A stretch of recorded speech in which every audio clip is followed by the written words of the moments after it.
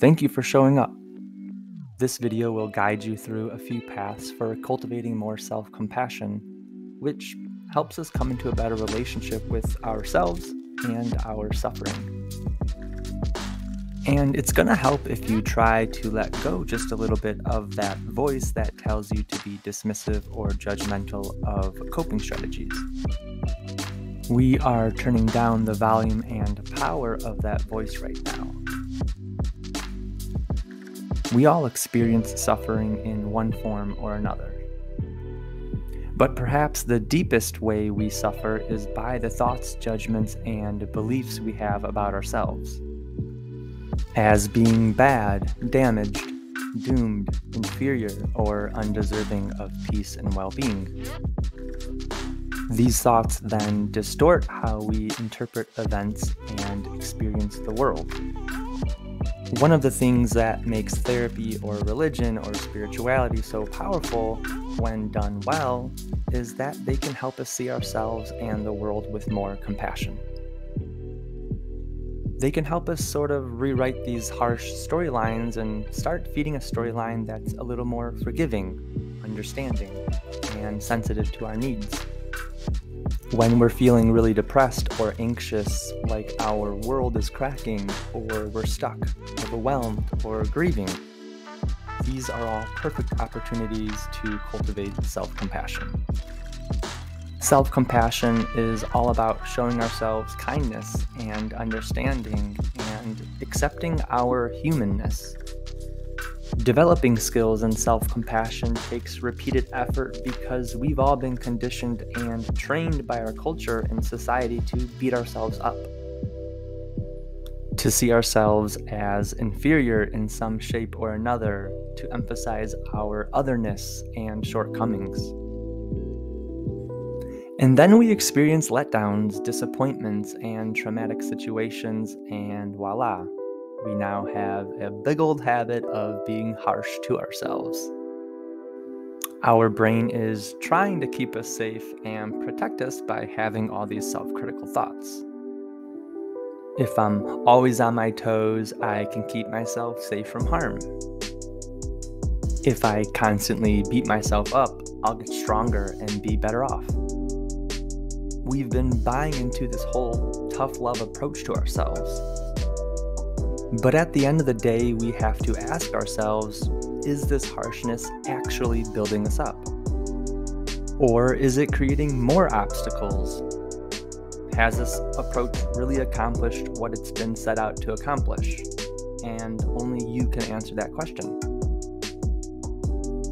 In order to retrain our brain toward a more effective perspective, we have to build self-compassion skills.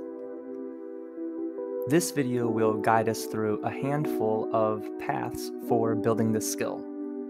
Ways to chip at this harsh, tough love approach to ourselves and upgrade to an approach that actually helps us get our needs met better, gives some symptom relief, and added balance and clarity.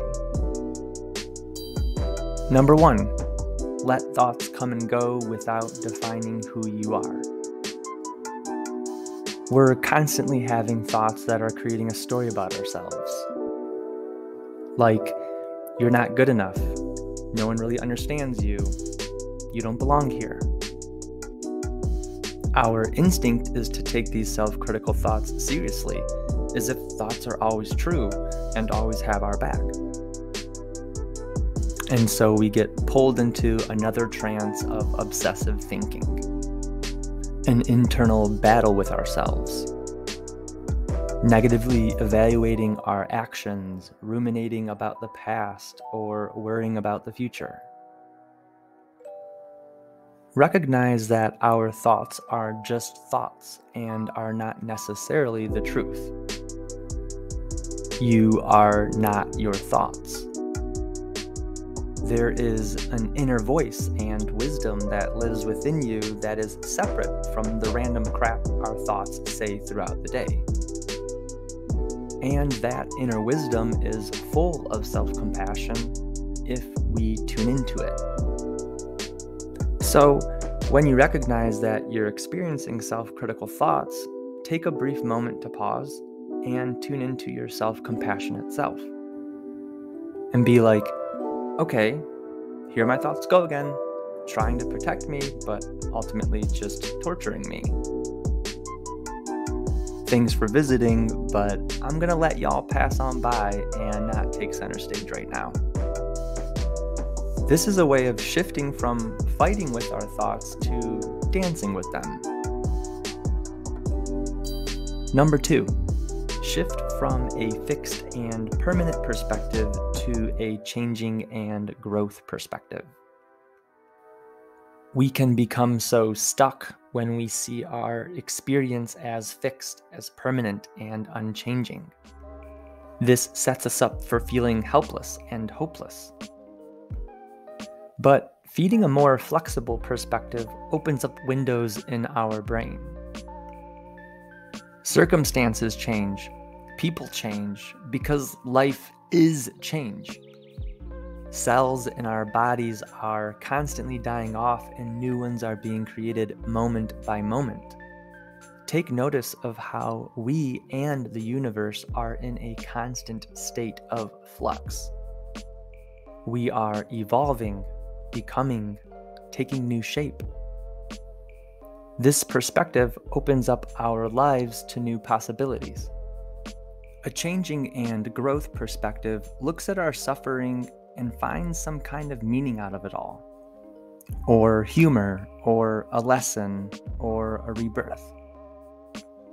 So, when you're down in the dumps, ask yourself, what might a changing and growth perspective tell me about the situation I'm in? And then listen.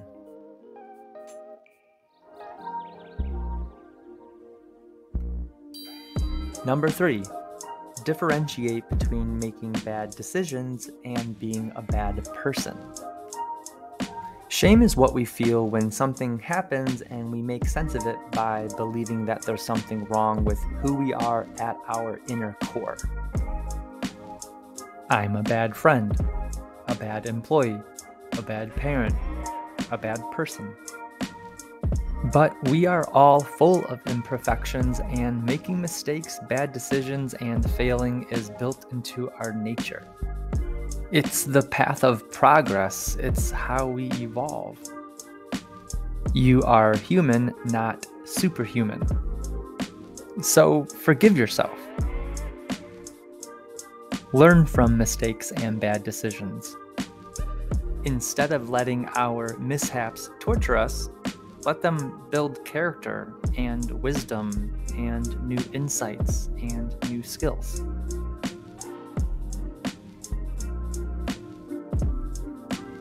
We've gone through 3 paths for cultivating self-compassion. If you found this somewhat useful or are curious about 5 other paths for building self-compassion skills, check out the second video.